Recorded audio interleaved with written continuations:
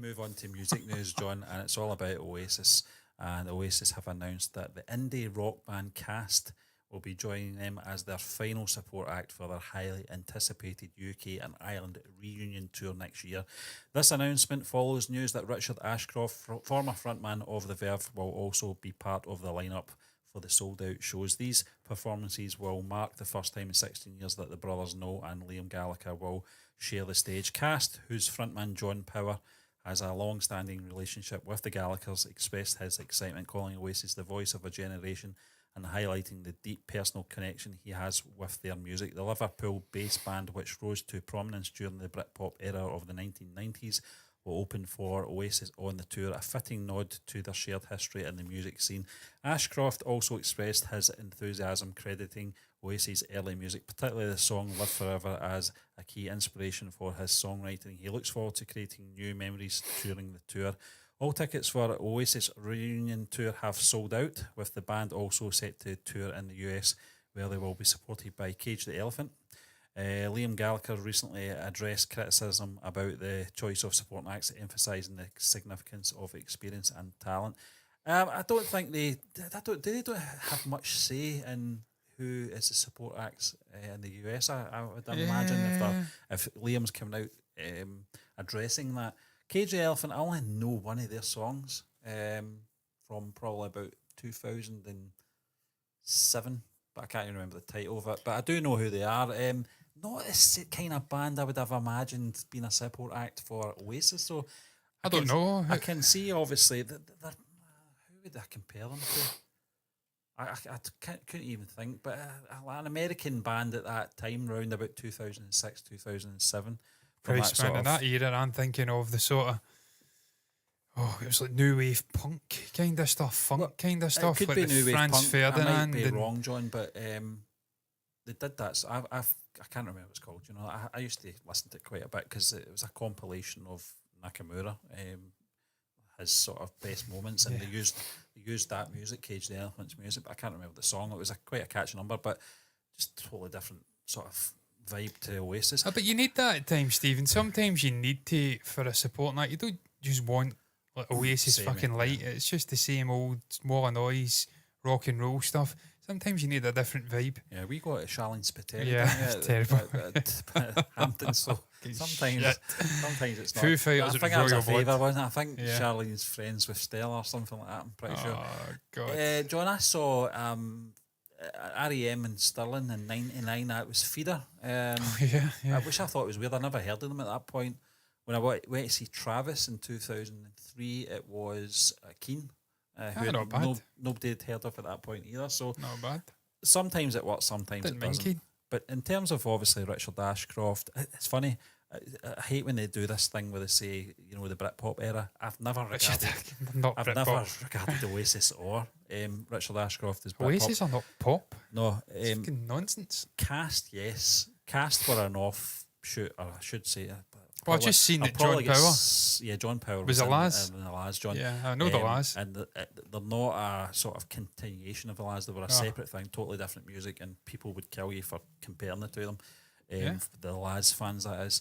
But the Laz were great. I would say the likes of Cast, probably Suede, Supergrass were more Britpop. Yeah. I wouldn't say Pulp were. I think Pulp were a thing of Pulp themselves was just a different fucking very groove good band, entirely. Yeah. I fucking love Pulp. Yeah.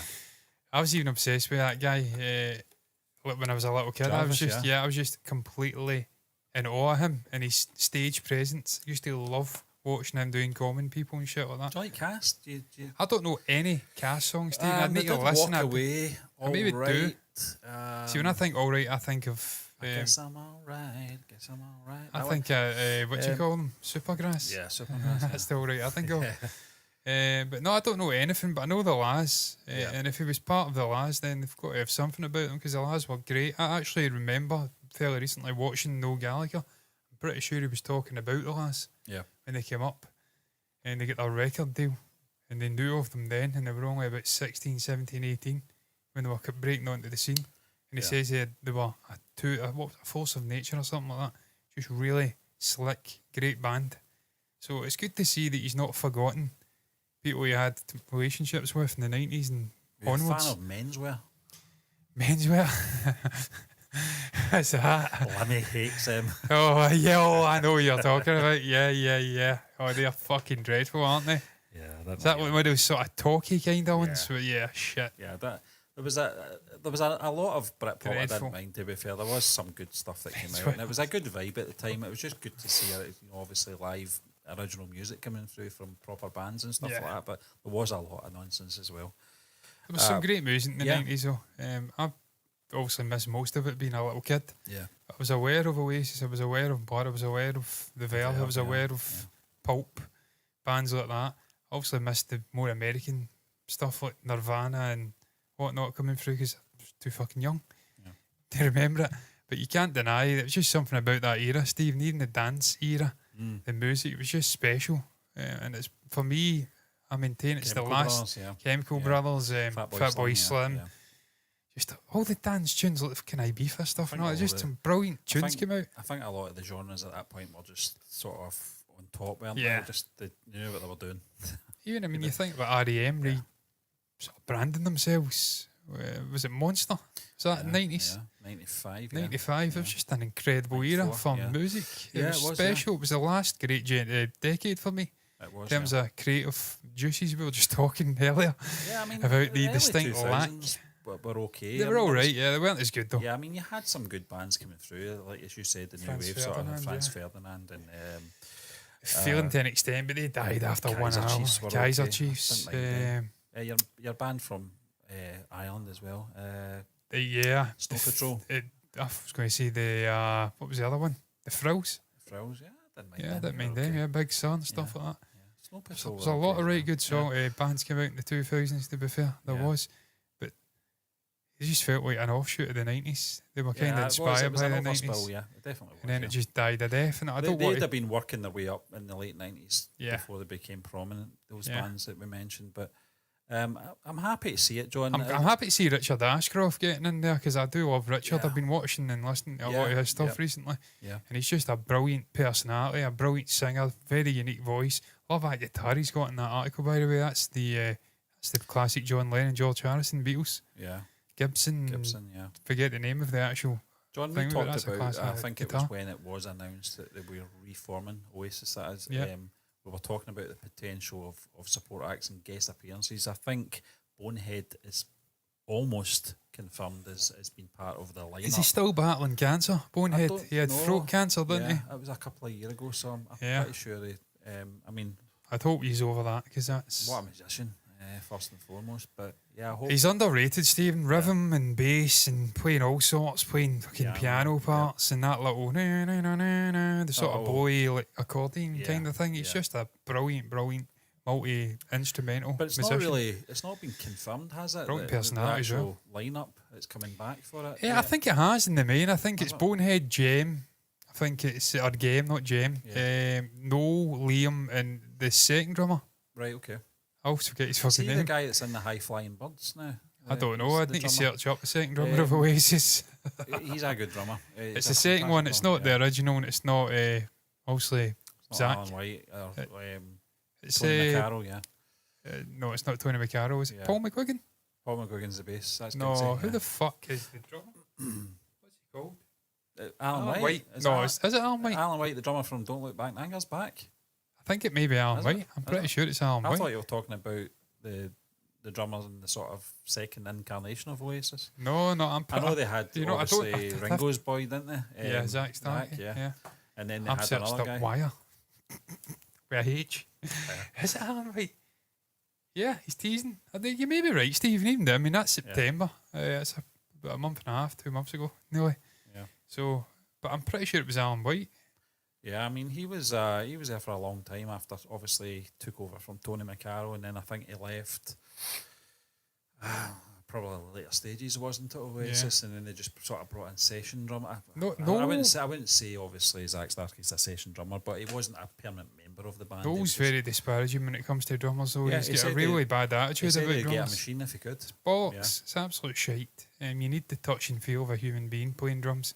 A machine's soulless. Yeah. You need to have spontaneity, certainly in live performances. I think that's just no know your place drummer. I think that's what it is. I'll keep you on your toes. Yeah. Yeah. I think it was Some of the best drumming came from some of the best sounds came from the drumming. In certain songs, Don't Look Back in Anger, Supersonic's intro. yeah, You know, just yeah. the drumming. Yeah. You know, the feel. Couldn't live forever. It gave that certainly, definitely, maybe album. Every track, the drums gave a feeling. You can say what you want about Tony McCarroll. I'm not his biggest fan, but he was consistent. He wasn't technically brilliant or anything like that, but he could hold the beat.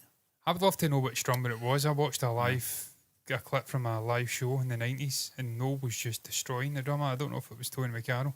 I think it was Alan White. Was it Alan White? Yeah. What I've a seen great that. drummer. Yeah. Fantastic fucking drumming. Because I think he ended the song too early. Yeah. And Noel I was saw that, raging yeah. at him, Yeah. and he was just taking swipes at him. And even Liam had to say, it's all right, man, it happens at times. And Noel just kept going after him. So I think he can be a fucking nasty little bastard I think at he's times, a no? perfectionist, yeah. Yeah. But I'm looking forward to it, man. I pray to, It's even televised. now that it's televised, there's at least some live. Even though Liam said it wouldn't be. Even if I fucking have to pay for it, I mean, I'll pay to see the televised sort of performance, Yeah, just to see it, yeah. just to see it live, because it's a one. If I It's can, not a one in a lifetime, Well, but it's a fucking event. this is the thing, John. Zeitgeist Even event. if we don't get to see it, I just hope it's a success in terms of, I don't mean monetary, I mean in terms of vibe and relationship and what they can do afterwards. Because if this works, and it obviously, it could be the start of a sort of second wind for Oasis in terms of new content, new music. Who knows? No, I agree. knows? I don't know if we'll ever get more new music though. It's just potentially a step too far for the Gallagher brothers. I hope you're right. I hope we do. I want to see them evolving into a more mellow. Council Skies was a great album. It was, and Liam's been doing some great stuff Yeah. recently, and I know he get criticised for his voice in the Joshua fight, the sort of pre-Joshua fight recently, but it's going to ebb and flow, man. The Yeah, guy's he's in his 50s now. He's been doing stuff with Squire, hasn't he? John Yeah. Squire, Yeah, it looked good. Yeah. Yeah, I've seen some of the live stuff. I wonder I if think he, his voice. I actually thought he might have been one of the sort of support acts, John Squire, but Yeah. you never know. He might I'm just make surprised they've not difference. got bigger names. No offence to Cast or that other one you were talking about. Ashcroft, fair enough. But I Mentor? just, the other one. I don't even know what the name of that other fucking band was. One you says it was like an American. Cage 2000. Elephant. Yeah, Yeah. I knew it was the Elephant. Yeah, something. they're for the US tour. Yeah, to be it's just fair, that you can do better than that. Yeah. You can do no harm to Cast. I don't want to come after them. I don't know anything I know, about them. but normally the support acts are smaller. Yeah. In terms of popularity, aren't they? Yeah, Or but you can- They're either upcoming or they're sort of Yeah, legacy but if bands. we're talking aren't about Oasis here, Stephen, Yeah. I mean, But who most would bands you- are smaller. they? But who would no want as a support act? You know, that's what Yeah, I you got know. to think of Yeah. as well. He doesn't want anybody. He doesn't want Coldplay. fucking U2 or Coldplay or something like that. You know. Imagine Coldplay. Oh God! Yeah. If the fucking two brothers don't kill each other, then Chris Martin coming in with a rainbow coloured get up and badges and light up armbands. What's he doing here? That would end it. That would end it immediately. He'd be wanting to murder them. It's only Chris Martin from Coldplay. In fact, you know what? The one thing that may unite the two brothers and give us more sort of musical output could be the introduction of Chris Martin into the sort of live touring setup, because they would both unite in Battery Sculling. But I like Chris. I don't mind Coldplay. I love their early albums. And live, some of their stuff now is just corporate shite. You can hear listening to it on the radio. That's the part where the song interacts with the audience in a live show in a stadium. Like They're this doing that kind of- shite. Yeah. No, well, in this case, it's wristbands. Yeah. You can see they're writing songs for it to interact with the Anthems, audience. yeah, Anthems, yeah. fucking stadium anthems. Yeah. You can hear it. And look, Foo Fighters were doing that as They all well. End up that way. You two ended up that way, Yeah. as you say. I mean, But the live performances, you can't knock them, man. No, They no. put on a show. I mean, I'd never go fucking see it. I'm not going to lie. But they do put on a show. I do like playing Sparks. I can play the sort of, I don't even know the guitarist's name. But I like that little number with the Yeah. delay and the... Does anyone know any other band members Guy, of Coldplay? I forget the bassist's second name, but he's from Fife. He's a Scotsman. Yeah. Guy something. But yeah, I don't remember. I don't know what any of the other fucking members. It's just Chris Martin Yeah. and Guy. Chris Martin from Coldplay, yeah. Factory in Wigan, yeah. What's he doing? It's mental. It's mental. What's he doing at Heaton Maybe Park? I can help.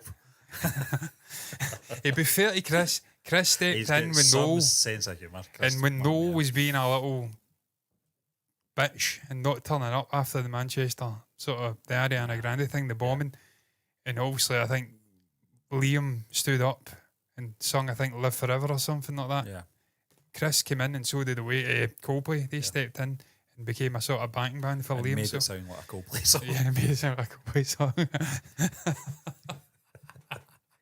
What else are they going to do? You're not fucking Noel Gallagher. You've not got that energy. Yeah. And we're talking about a slightly balding guitarist here who's got Telecasters and only Telecaster. You're not going to do Noel. Noel is Noel.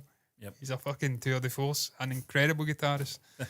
He talks his guitar playing down. He's fucking sublime. He's talking shit. I've watched that last album, but the sort of behind the scenes stuff where I'm constructing the songs. Yep. Unbelievable. I don't know if you've seen His it, Stephen. process is fantastic. John. Even the guy getting to do the guitar solo stuff, just the way he's discussing with him, that I want it to sound like this. That's It's what just I liked brilliant. about that. Definitely, maybe 30th anniversary thing. It had all the sort of versions that, and it kind of it shows you the process of how Noel Gallagher, from his head onto tape. At that time, it would have been tape. And how he works it and how he sort of translates it to the rest of the band and how it should sound. Yeah. I know that might sound control freak, but I don't think the band were that interested in the sort of creative process of creating songs or anything like that. They were there as sidemen. And that's always the issue I've seen with other bands. I mean, I've been watching Get Back shots galore recently, and the Beatles, their processing and just the way they interacted and threw little things in, right down to two of us. George is playing the bass line. They're arguing over should there be a bass. Mac is saying I prefer it when it's not got a bass. Actually, you're the fucking bassist. What are you talking about? But George is just noodling and doing the bass line. It's an iconic bass line, and he's creating it right before their eyes, and they're too busy sort of chatting shit. You think of the Kinks, and it was only really Ray. He was the creative megalomaniac, pushing innovation in all the various parts of the song. Dave would come in and knock out a fucking rhythm bit and the solo and that bit. It must have been the same with Oasis. Noel was I'm not saying Liam's not a genius. Oh. As a frontman and as a voice, he's iconic, but Noel is the genius power in that band. Yeah. So it was just brilliant seeing that.